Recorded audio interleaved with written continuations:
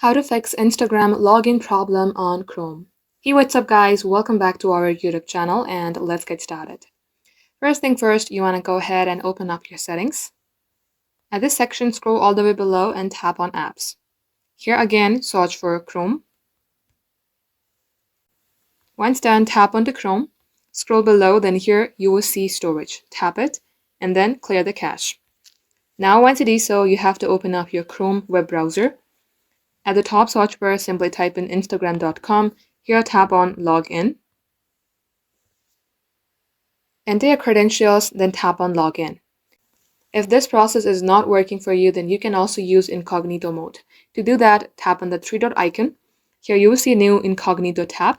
Open it, type in instagram.com. You will get landed onto a page like this, then get logged into your account. And just like so guys, this is how you can do it.